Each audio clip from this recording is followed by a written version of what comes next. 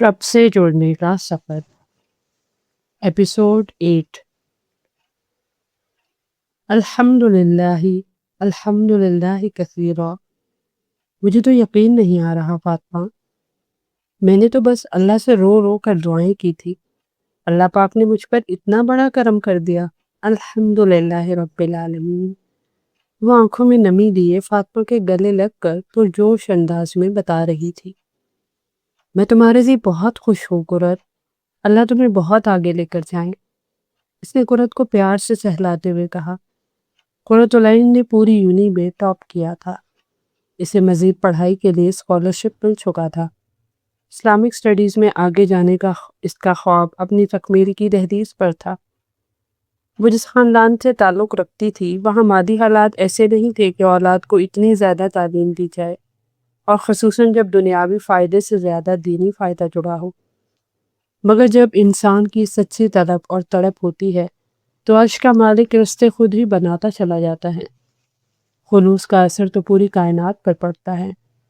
इसकी भी दीन से खुलूस भरी मोहब्बत इसके लिए दरवाजे खोलती जा रही थी। मगर फातिमा, एक मसला है।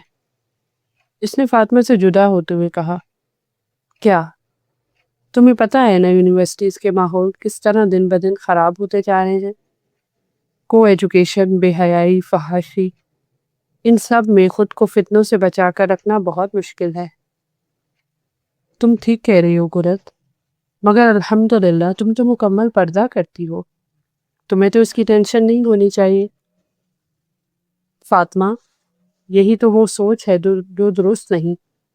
तुम्हें पता है शैतान ऐसों की तरफ तो लश्कर लेकर आता है जो अल्लाह के रास्ते पर चलने की कोशिश कर रहे होते हैं, जो अपने दामन को गुनाहों के कांटों से बचा बचा कर रखना चाहते हैं।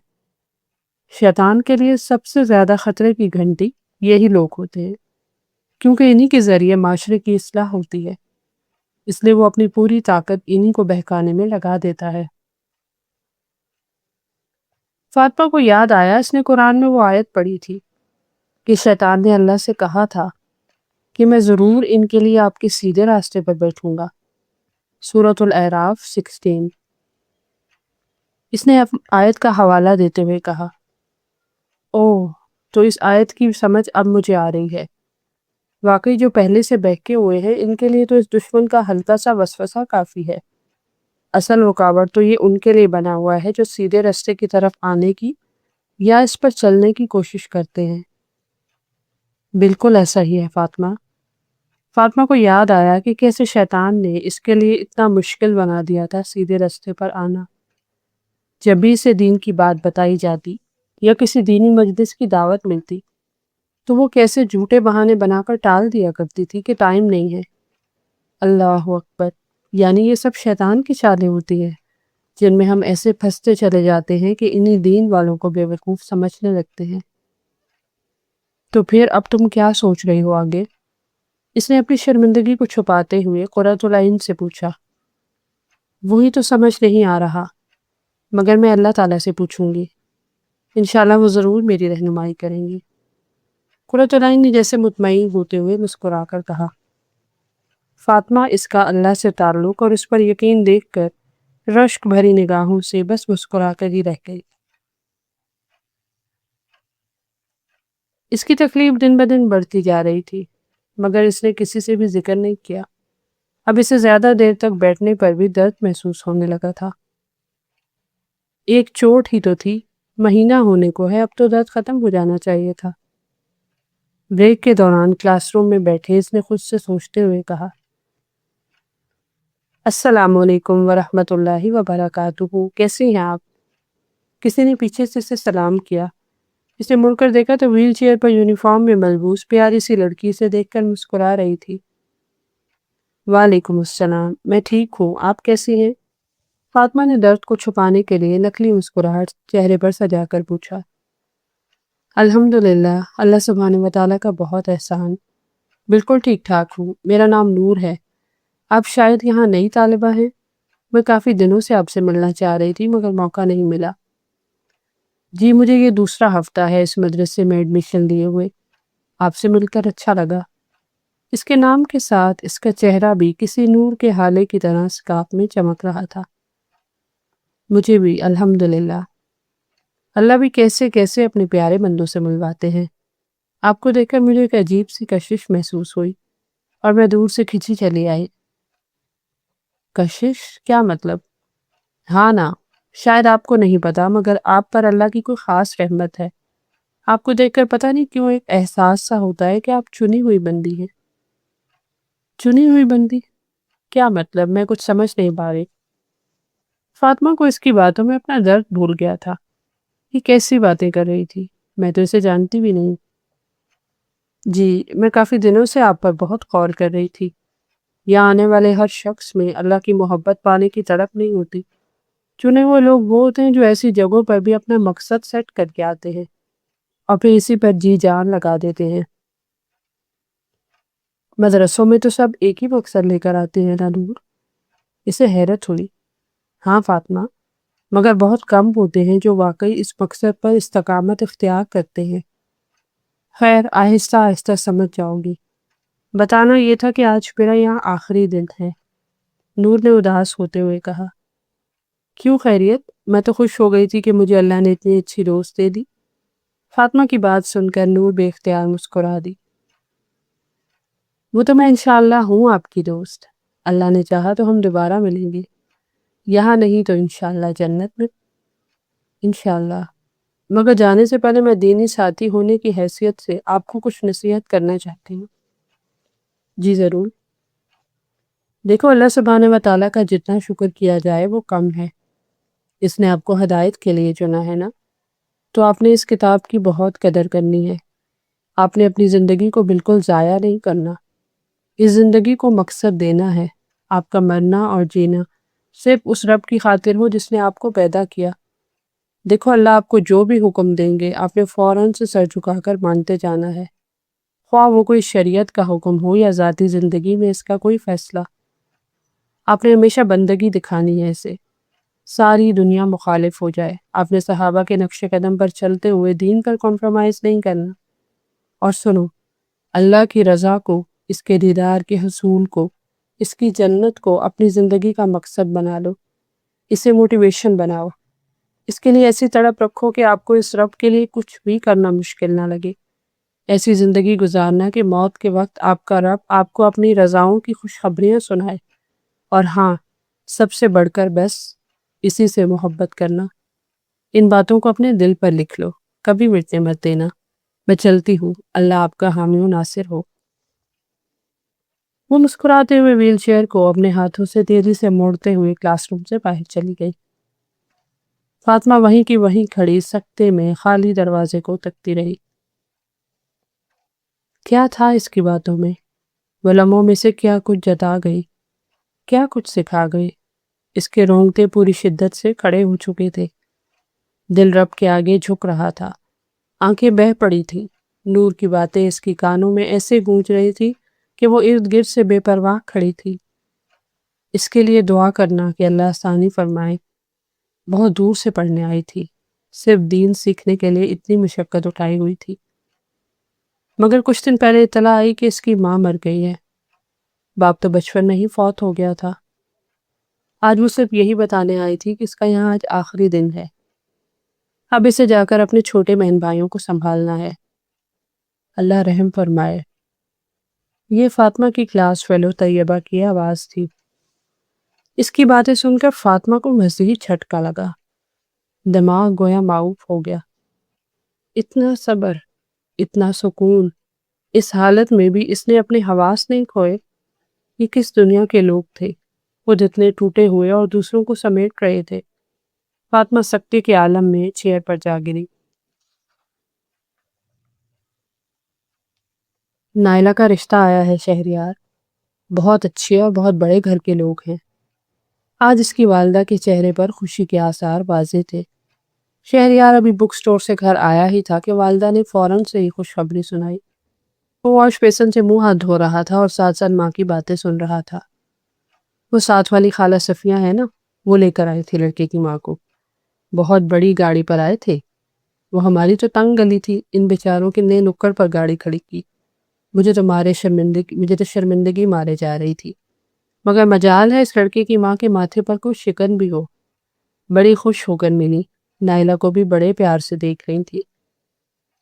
اس کی والدہ جیسے خوشی میں سارے دن کے وداد سنائی جا رہی تھی۔ شہریار اب فرش ہو کر ماں کے ساتھ آ بیٹھا تھا۔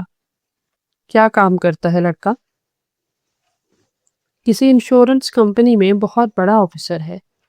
ماں نے لفظ بہت بڑا پر زور دیتے ہوئے خوشی سے کہا۔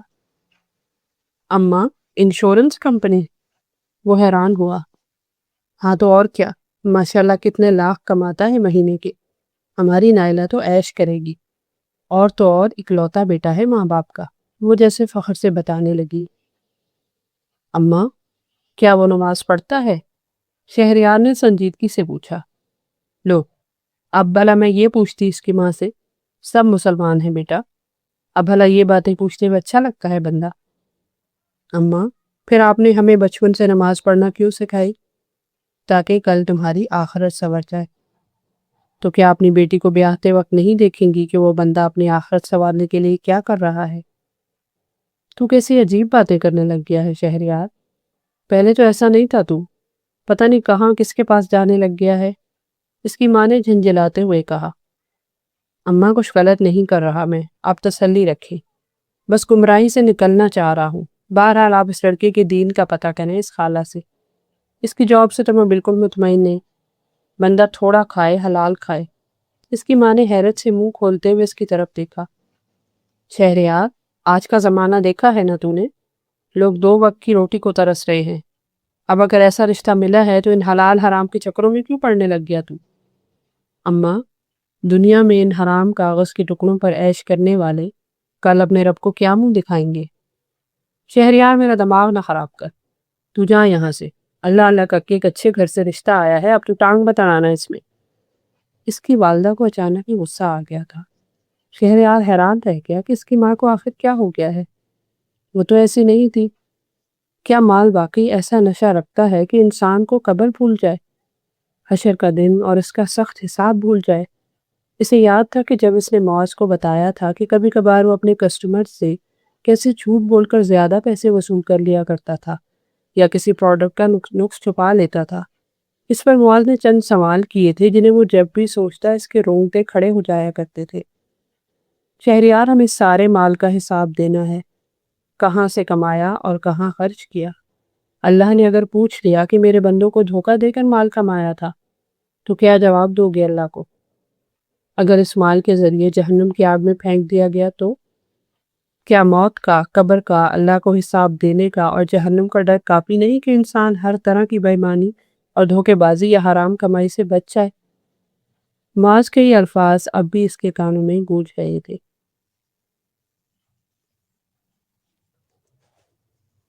نور کی باتوں نے اسے بہت متاثر کیا تھا، جیسے کسی نے انگلی پکڑ کر رستہ دکھا دیا ہو کہ وہ ہے منزل اور ادھر تم نے پہنچنا ہے۔ کیسے؟ وہ قرآن سکھائے گا۔ کبھی کبھی کسی کی ایک بات انسان میں نئی روح پھونک دیتی ہے، اس لیے اچھی بات کہنے اور سننے والا بننا چاہیے، کیا پتہ کب کام آ جائے۔ فاطمہ اب مکمل کوشش کرتی تھی کہ جو اسے عمل کی بات پتہ چلے وہ فوراً سے اس پر عمل کر لے۔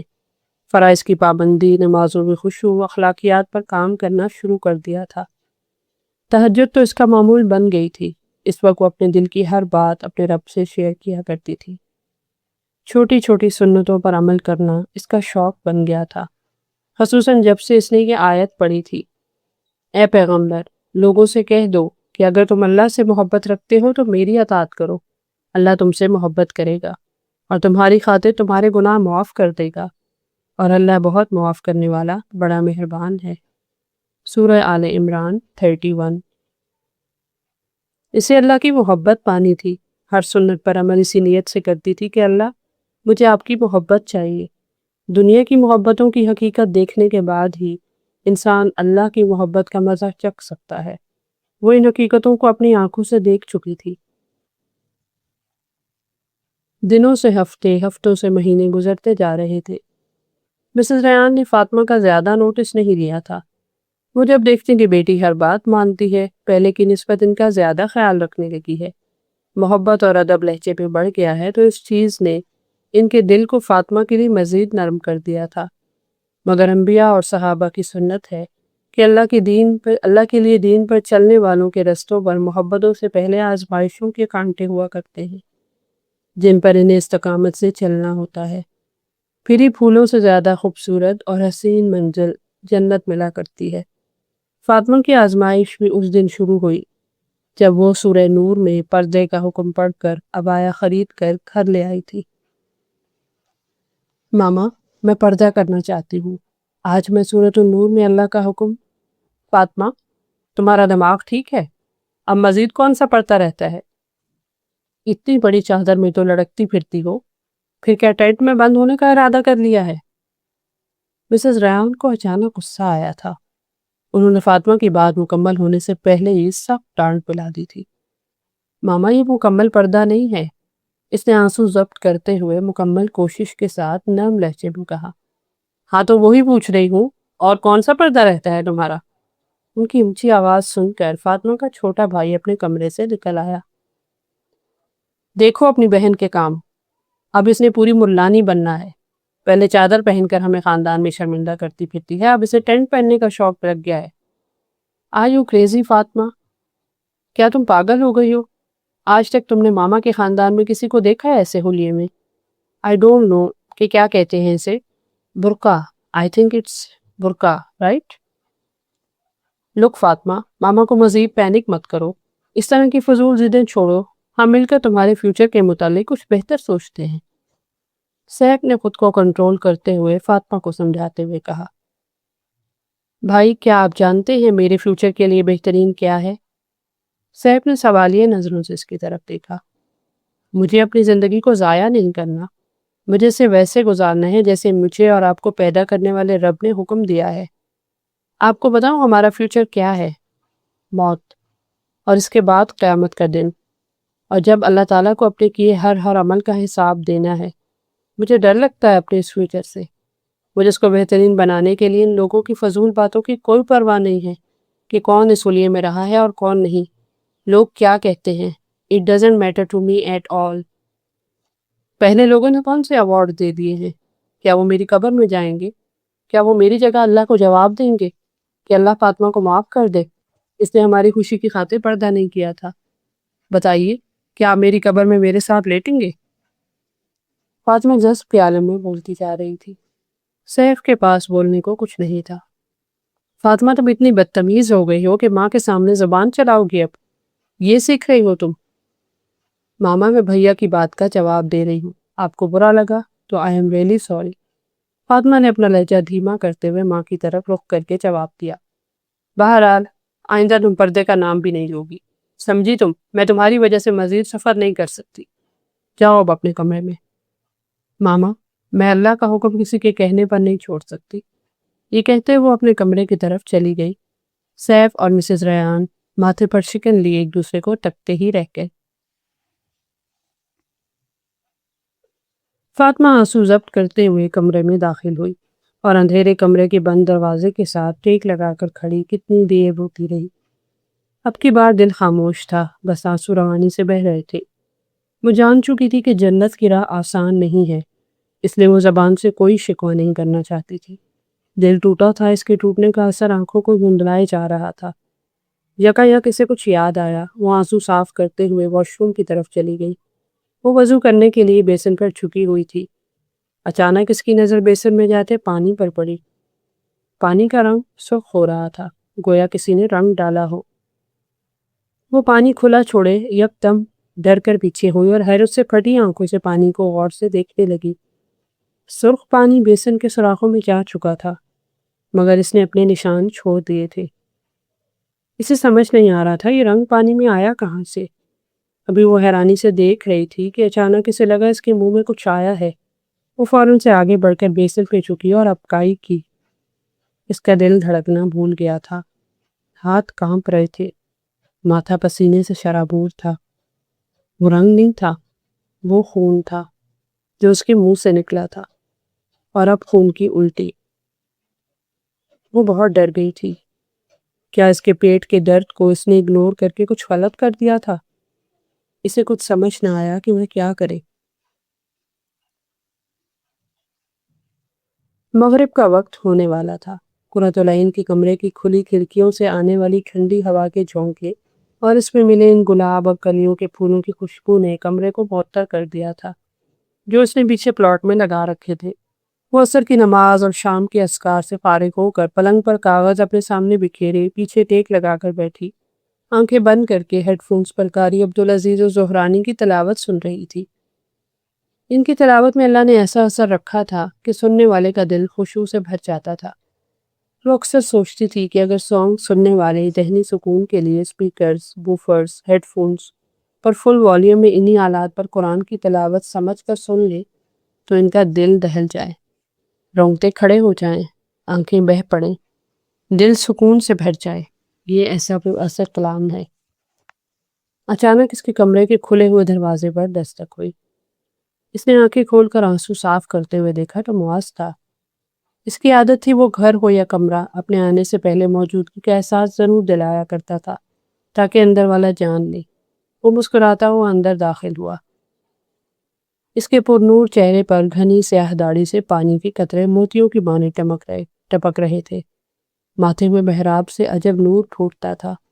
وہ قمیض کی فولڈ کی ہوئی آستینیں نیچے کرتے ہوئے مسکرا کر سلام کرتے ہوئے قرۃ العین کے پاس آ کر بیٹھ گیا۔ کتنی خوش قسمت ہوگی وہ لڑکی جسے بھیا جیسے نیک شوہر ملے گے۔ ذہن میں ایک ہلکی سی چھلک آئی اس لڑکی کی، مگر اس نے جھٹک دیا۔ اسے اپنے جوان بھائی کو دیکھ کر بہت رشک آتا تھا۔ وہ بڑے پیار سے دیکھتے ہوئے دل ہی دل میں اپنے اللہ سے نیک زوج کی دعا کرنے لگی۔ ربنا ہب لنا من ازواجنا وذریاتنا قرۃ اعین وجعلنا للمتقین اماما۔ سورۃ الفرقان 74۔ اے ہمارے پروردگار، تو ہمیں ہمارے زوج اور اولاد سے آنکھوں کی ٹھنڈک عطا فرما اور ہمیں پرہیزگاروں کا پیشوا بنا۔ ایسے کیا دیکھ رہے ہیں جناب؟ زیادہ ہی پیارا لگ رہا ہوں کیا؟ ازلی پرکشش مسکراہٹ کے ساتھ معاذ نے سے چھیڑتے ہوئے کہا۔ الحمدللہ رب العالمین، سب تعریفیں اللہ کے لیے ہیں۔ معاذ کی بے اختیار ہنسی نکل گئی۔ بے شک تعریف اس رب کی جس نے مجھے بنایا۔ اس نے لفظ مجھے پر زور دے کر ہنستے ہوئے کہا۔ خوش فہمیاں ہیں لوگوں کی۔ ہاں ہاں ہاں ہاں، جیلس ہوتی ہو مجھ سے؟ مجھ جیسی گنہگار کی کیا اوقات؟ استغفر اللہ۔ وہ اس کی بات پر ایک دم سنجیدہ ہو گیا۔ پتہ ہے بھیا، ابو کے بعد امی بہت اداس رہتی ہیں۔ اللہ کے ہر فیصلے میں حکمت ہوتی ہے، ہم اس کے فیصلوں پر راضی ہیں، مگر کبھی کبھی حکمتیں ڈھونڈنے کے باوجود بھی نظر نہیں آتی، دل بس ڈگمگاتا ہی رہتا ہے۔ اینی، اللہ پر بھروسہ رکھو، ضروری تو نہیں کہ وہ اپنی ہر حکمت دکھائے، بعض دفعہ ہمارا ایمان بالغیب بھی آزمایا جاتا ہے۔ جو نظر نہیں آ رہا اس پر بھی آنکھیں بند کر کے ایمان لے آنا، بنا کوئی سوال کیے خود کو چکا دینا۔ میں سمجھ سکتا ہوں امی کس کرب سے گزر رہی ہیں، میں نے انہیں چھپ چھپ کر روتے دیکھا ہے، انہیں کچھ تمہاری فکر بھی بڑھ گئی ہے اب۔ میری کیوں؟ تمہاری شادی کی۔ انہیں یہ فرض اب ابو کے بغیر پورا کرنا ہے تو اسی کا بوجھ انہیں تھکا رہا ہے۔ معاذ کی بات سن کر قرۃ العین یکدم اداس ہو گئی، آنکھیں پھر سے نم ہو گئی۔ اس کے ذہن میں 1 مہینہ پہلے کا سارا منظر گھوم گیا جب اس کے بھائی نے والد کی شہادت کی خبر دی تھی۔ وہ جنگ زدہ علاقوں میں امت مسلمہ کی مدد کرنے والی ایک تنظیم کے کارکن تھے۔ اپنے مسلمان بہن بھائیوں کو کافر دشمنوں سے بچاتے بچاتے اپنی جان دے دینا کسی اعزاز سے کم نہ تھا، اور یہ بات عینی اور اس کی والدہ بخوبی سمجھتی تھی۔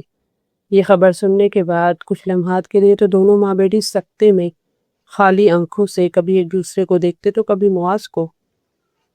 ہم اللہ کی رضا پر راضی ہیں امی، اور اس سے اجر کی امید رکھتے ہیں، انشاءاللہ۔ اللہ ابو کے درجات بلند فرمائے، آمین۔ پتہ نہیں کیا اثر تھا، کیا یقین تھا ان الفاظ میں کہ دونوں ماں بیٹی نے کوئی شکوہ، کوئی بات نہیں کی۔ بہتے آنسوؤں کے ساتھ اٹھی اور وضو کر کے اپنے اپنے کمرے میں جائے نماز بچھا کر نفل ادا کرنے لگی۔ وہ اللہ کے اس حکم وَاسْتَعِینُوا بِالصَّبْرِ وَالصَّلَاةِ اور صبر اور نماز کے ساتھ مدد طلب کرو پر عمل کرتے ہوئے روتی جاتی تھی، نماز ادا کیے جاتی تھی۔ نہ جانے کتنے نوافل انہوں نے ارد گرد سے بے خبر روتے ہوئے ادا کیے۔ معاذ جانتا تھا یہ وقت بہت نازک ہے، مگر وہ دل ہی دل میں اللہ کا شکر ادا کیا جا رہا تھا کہ اس کی بہن اور والدہ نے اتنی بڑی مشکل کے وقت میں صبر کا دامن ہاتھ سے نہیں جانے دیا۔ اسے اللہ سے اس صبر کے بدلے بہترین اجر کی امید تھی۔ ربنا افرغ علینا صبرا وثبت اقدامنا، سورۃ البقرہ 250۔ اے ہمارے رب، ہم پر صبر انڈیل دے اور ہمارے قدم جما دے۔ وہ روتے ہوئے دعا کرتی جا رہی تھی، یا اللہ، ہم راضی ہیں آپ کی رضا پر، آپ ہم سے راضی ہو جائیں۔ اس سخت غم کے موقع پر میں وہی الفاظ کہتی ہوں جو آپ کے پیارے رسول صلی اللہ علیہ وسلم نے فرمائے، دل غمگین ہے، آنکھ آنسو بہاتی ہے، مگر زبان سے وہی نکالیں گے جس سے ہمارا رب راضی ہو۔ اللہ، مجھے آپ کی رضا چاہیے۔ اللہ، مجھے یقین ہے کہ ایک دن آئے گا جب ہم ابو سے ملیں گے۔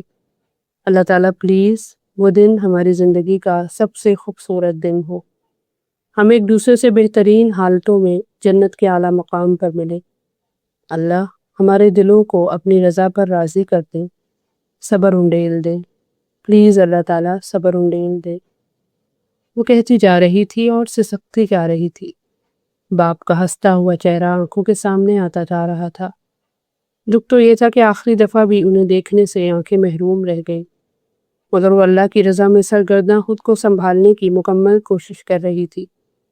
اللہ کیوں نہ صبر دیتا ایسے لوگوں کو، کیوں نہ تھامتا انہیں، جو اس کی خاطر اس کے دیے ہر فیصلے پر خود کو جھکا لیتے ہیں، خواہ اپنے نفس پر کتنا ہی بھاری ہو، کبھی شکوہ نہیں کرتے، کبھی اپنے رب سے مایوس نہیں ہوتے۔ ایسوں ہی سے تو وہ محبت کرتا ہے، ایسوں ہی کے ساتھ تو اس کی میت خاص ہوتی ہے۔ Subscribe